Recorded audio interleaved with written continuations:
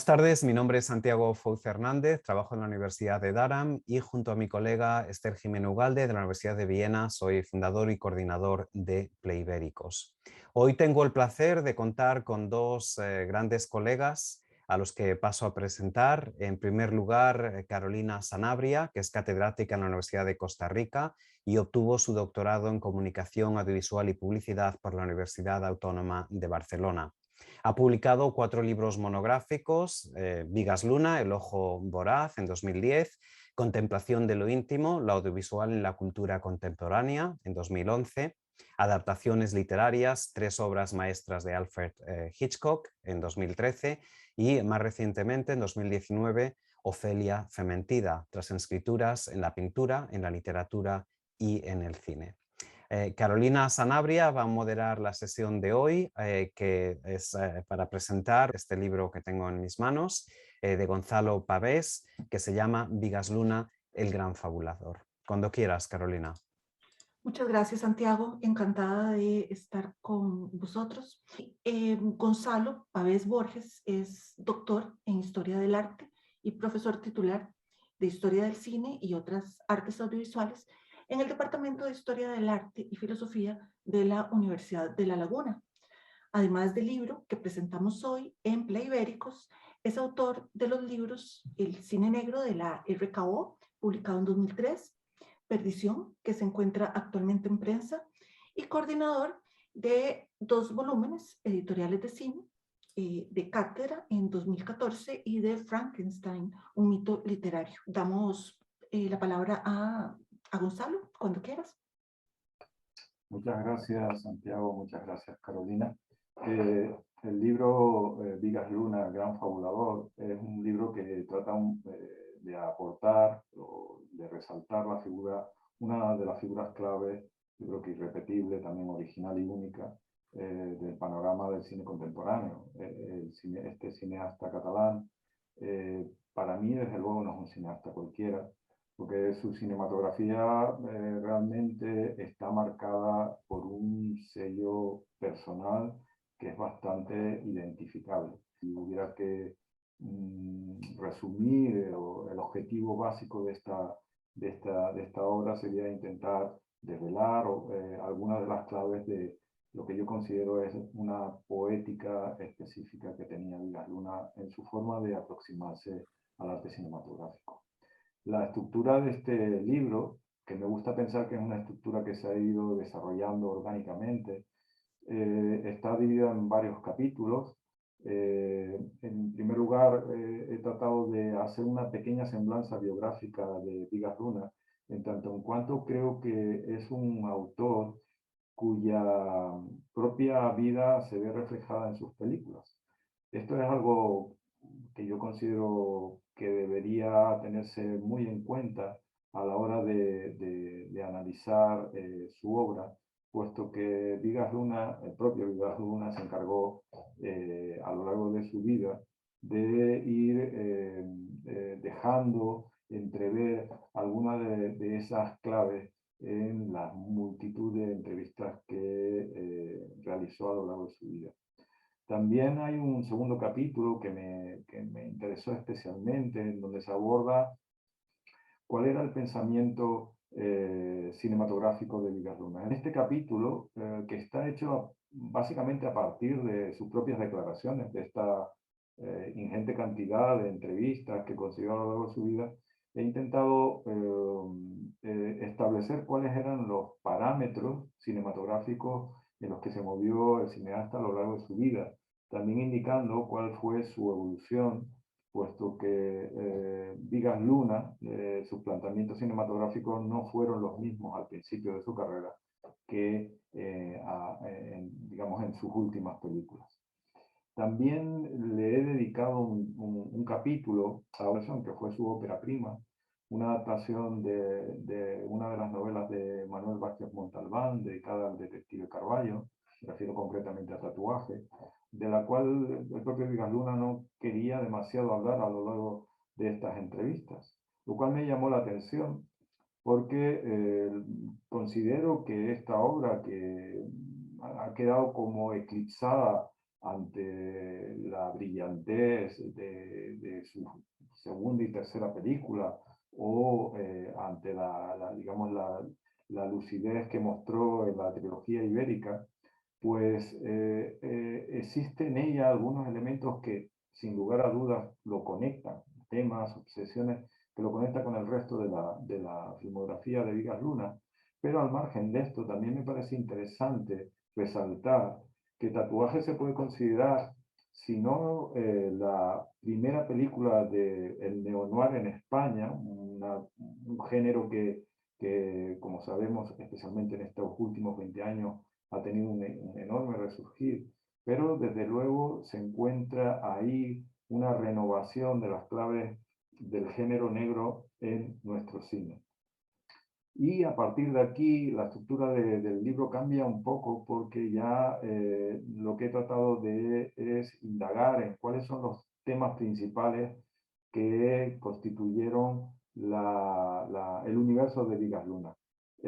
Básicamente, para resumir muy rápidamente, había, yo creo que, dos o tres grandes temas. Por un lado, el erotismo, su relación con la gastronomía, también la relación que existía entre la gastronomía y la identidad nacional. También otro de los temas que creo que es importante y que abordo es la importancia que tenía para él ese juego entre ficción y realidad.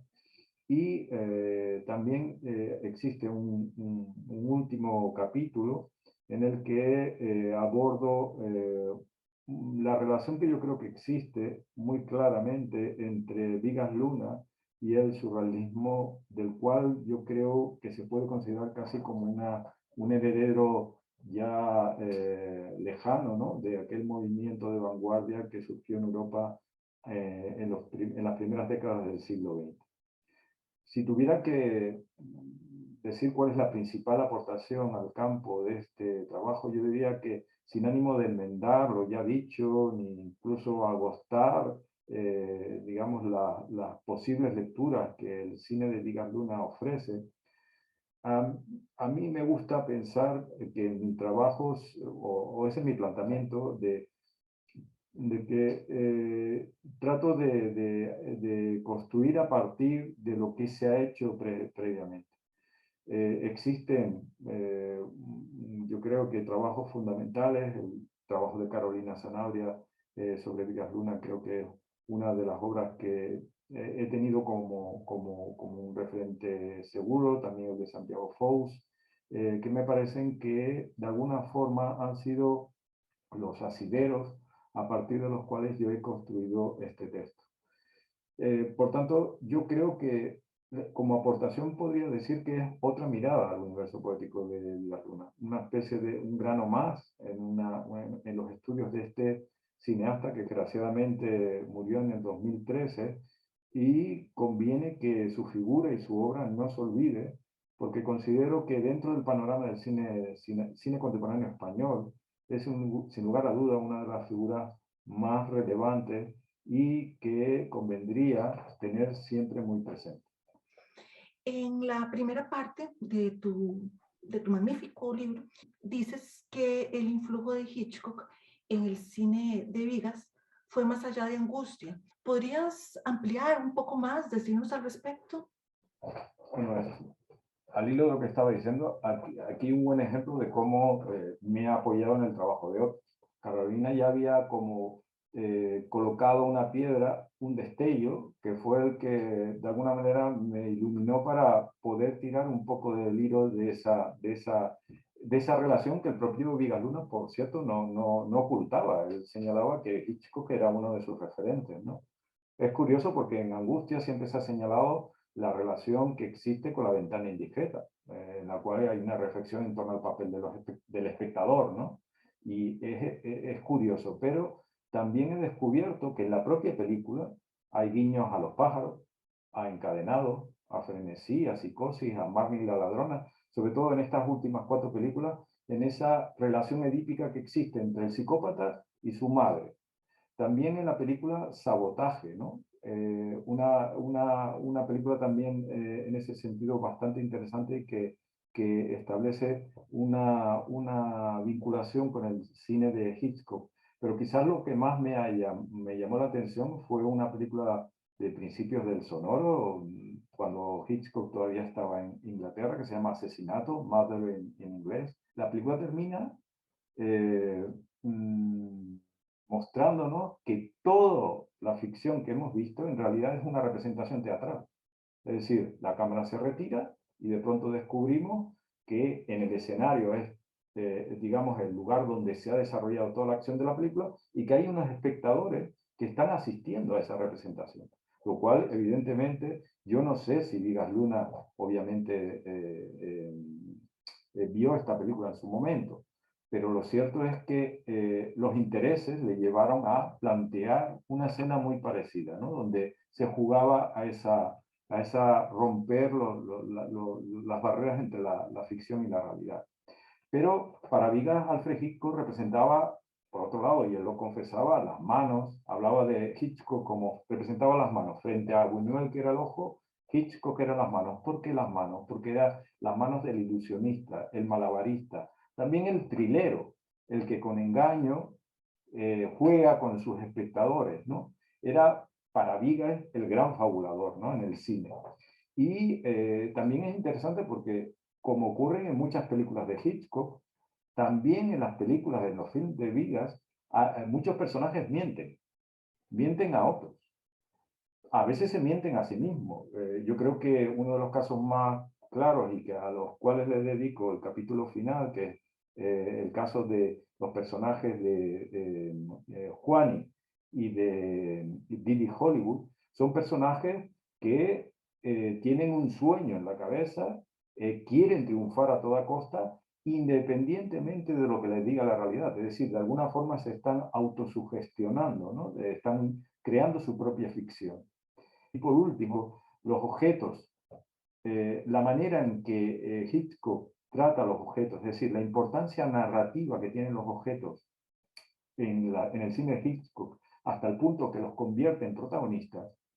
Esta obsesión que tiene Vigas la comparte con Hitchcock. Hay solo que pensar el papel protagonista que tiene el cartel del Toro de Osborne, los dos relojes de Benito en Huevos de Oro, el porrón con leche que aparecen en la teta de la luna, las braguitas de bámbola, y podríamos poner etcétera, etcétera, etcétera, porque sinceramente yo creo que abundan los ejemplos. Muchas gracias, Gonzalo. Me pregunto sobre el subtítulo de tu libro, ¿no? Bueno, no solo el gran fabulador, sino que hablas de sueños, obsesiones y algunas otras ibéricas perversiones, ¿no? Y me gustaría ya para cerrar muy brevemente si nos puedes destacar tal vez una o dos de esas obsesiones que caracterizan el cine de Vigas Luna. Como sabemos los tres, Vigas Luna era una personalidad compleja y bastante obsesiva. O sea, cuando algo le interesaba, era capaz de estar dándole vueltas una y otra vez, reelaborándola, presentándola, dándole otro enfoque, otra iluminación, y realmente eso es lo que lo hace tan interesante desde el punto de vista de la investigación. Porque aunque no lo parezca, cuando miras con detenimiento, esos temas y obsesiones aparecen. A veces de una manera muy evidente, otras veces es simplemente un pequeño destello, un guiño, un apunte, a lo mejor lateral. Temas, es de todos, yo creo que el tema fundamental del el interés por el erotismo. Un erotismo muy alejado de la pornografía, a pesar de que a Vigas Luna, yo creo que incomprensiblemente en algún momento se le intentó encajar en esta etiqueta, la relación que establece. Yo hablo en el libro del gastroerotismo porque es interesante, es lo que lo hace singular. Su erotismo está marcado por la íntima vinculación que encuentra entre erotismo y gastronomía, o podríamos decir también erotismo y cultura, porque entiende que hay digamos, un latir parecido, ¿no?, entre estos dos impulsos humanos, ¿no? Y entonces me parece que es algo muy interesante, y yo creo que es uno de los temas de las obsesiones fundamentales. Piensen cómo relabora, a mí me parece espléndidamente este tema, con las alatatrices, esas mujeres amamantadoras, ¿no? Que poblaron su universo y que salpicaron su obra pictórica y su obra cinematográfica, ¿no? Podríamos hablar también de la relación entre gastronomía e identidad nacional, que también es muy importante, o también creo que es otro tema fundamental del cual ya he comentado, cómo él siempre intenta diluir, hacer desaparecer las fronteras entre ficción y realidad. Creo que son como tres ejes fundamentales, seguramente hay muchísimos más, pero me parece que son líneas temáticas que caracterizan a la cinematografía de Vidas Lunas, sin lugar a dudas. Muchísimas gracias, Gonzalo, por presentar tu libro en Play Ibéricos. Evidentemente se quedan muchas cosas en el tintero, muchos puntos en común que vamos a desarrollar, de hecho, en una entrevista más larga que está ya disponible en New Books Network en español, en el canal en colaboración con Play Ibéricos, el canal de estudios ibéricos, de la que ya pueden disfrutar, una entrevista de 1 hora prácticamente de duración, a las que le invitamos a que escuchen. Con esto aprovecho para darles las gracias tanto a Carolina Sanabria como a Gonzalo Pavés por su presentación de hoy, su colaboración con Play Ibéricos, y a los que nos escuchan, si no se han suscrito todavía a nuestro canal de YouTube, de Instagram o de Twitter, les invito a que lo hagan. Nos pueden encontrar como Play Ibéricos en todos esos lugares y también en nuestro blog en WordPress, playibéricos.wordpress.com. Hasta la próxima.